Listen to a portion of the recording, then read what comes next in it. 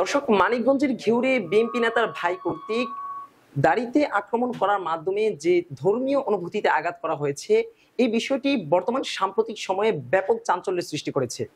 এবং এই ধরনের ঘটনা কি এই প্রথম, নাকি বিগত সময়ে এই ধরনের ঘটনা ঘটেছে? এবং এই ধরনের ন্যাক্কারজনক হামলার প্রশাসন কর্তৃক কেন কোনো আইনি পদক্ষেপ নেওয়া হয় না, এই সকল বিষয়ই থাকছে আজকের এই প্রতিবেদনে। সাথে আছে আমি সাকিব হাসান, তার সঙ্গে যুক্ত আছে আবু সাইদ আল হানাফি। আবু সাইদ ভাই, এই ধরনের যে দাড়িতে আক্রোশ প্রমাণের মাধ্যমে যে ধর্মীয় অনুভূতিতে আঘাত করা হয়েছে, এই ধরনের ঘটনা কি এই প্রথম, নাকি বিগত সময়ে এই ধরনের ঘটনা ঘটেছে?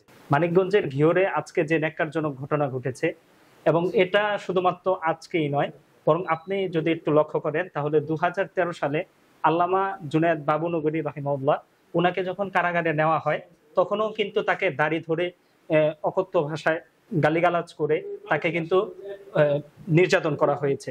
তারপর আমরা যদি এর পরবর্তী সময়ে আসি তাহলে দেখতে পাই যে আল্লামা মামুনুল হক হাফিজাহুল্লাহকে যখন সোনারগাঁ রিসোর্টে আক্রমণ করা হয়েছিল এবং তার দাড়ি ধরে তখন তাকে লাঞ্ছিত করা হয়েছিল। তাছাড়াও আরেকটু যদি আমরা যদি দেখি তাহলে মোদি বিরোধী আন্দোলনের সময়ও আমরা দেখেছি যে ছাত্রলীগ নেতা কর্তৃক একজনকে দাড়ি ধরে আমরা আক্রমণ করতে দেখেছি।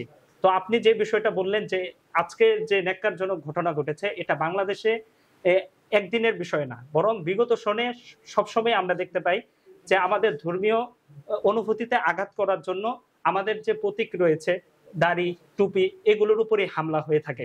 তো আপনার কাছে আমার প্রশ্ন হচ্ছে যে এমন যে হামলা হয় এবং ধর্মীয় অনুভূতিতে যে আঘাত হয়, সেটা কি আইনিভাবে কোনো পদক্ষেপ নেওয়া হচ্ছে কিনা, কি মনে করে?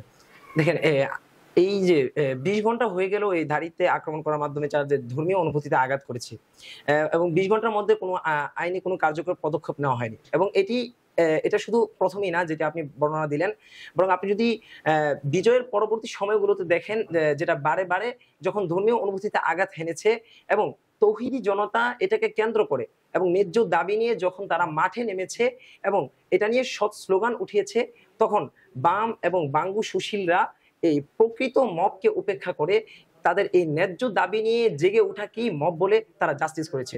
এবং জুলাই পরবর্তী সময় রমজানের আগ পরে যদি আপনি দেখেন, যেমন রাখাল রাহার বিষয়টা, তার শেষ পর্যন্ত দেখা গেছে তার মামলাটাই নেওয়া হচ্ছে না। এভাবেই যদি চলতে থাকে এবং প্রকৃত সত্যটাকে যদি মব বলে জাস্টিস করে, তাহলে একসময় দেখা যাবে যে সাধারণ জনগণ আর এভাবে বসে থাকবে না, বরং তারা নিজেদের হাতে আইন তুলে নিতে বাধ্য হবে। আপনি যদি রাখাল রাহার বিষয়টা যদি এই যে বিষয়টা যদি আপনি পরিষ্কার করে বলেন। যে রাখাল রাহাত বিষয়টা যদি বলি তাহলে সেটা হচ্ছে স্বৈরাচারী শাসনামল শেষ হওয়ার পর পরবর্তীতে যখন অন্তর্বর্তীকালীন সরকারের বিষয়টা এসেছে, তখন দেখা গেল যে একজন রাখাল রাহা নামে একজন রাসূল সাল্লাল্লাহু আলাইহি সাল্লামকে নিয়ে তিনি কটূক্তি করেছেন।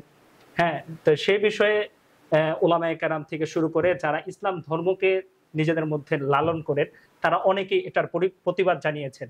কিন্তু দেখা গিয়েছে, আপনাকে যদি একটা বিষয় বলি তাহলে দেখবেন প্রায় সময় সচিবালয় থেকে শুরু করে প্রধান উপদেষ্টার কার্যালয়েতেও ছোট ছোট বিষয় নিয়ে তারা সেখানে পড়ে থাকে, কিছুক্ষণ পরে ওই বিষয়টা বাস্তবায়ন হয়ে যায়।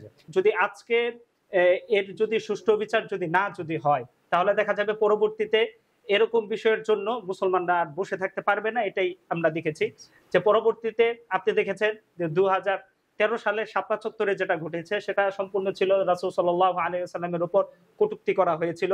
যারা ইসলাম ধর্ম ধারণ করে তারা কিন্তু বিষয়টাকে নিতে পারেননি, যার কারণে দেখা গিয়েছে যে তারা সেখানে বুক পেতে বুলেটের সামনে দাঁড়িয়েছেন।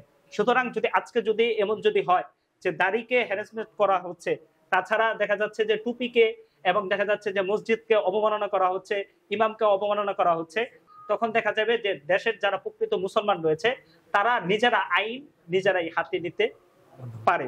সুতরাং আজকে যে কাহিনীটি ঘটেছে, এটার যদি সুষ্ঠু বিচার হয়ে যায়, তাহলে আমি মনে করি যে পরবর্তী বাংলাদেশের মধ্যে কেউ এই ধর্মীয় অনুভূতিগুলোতে আঘাত করবে না বলেই মনে করছেন সাধারণ জনগণ।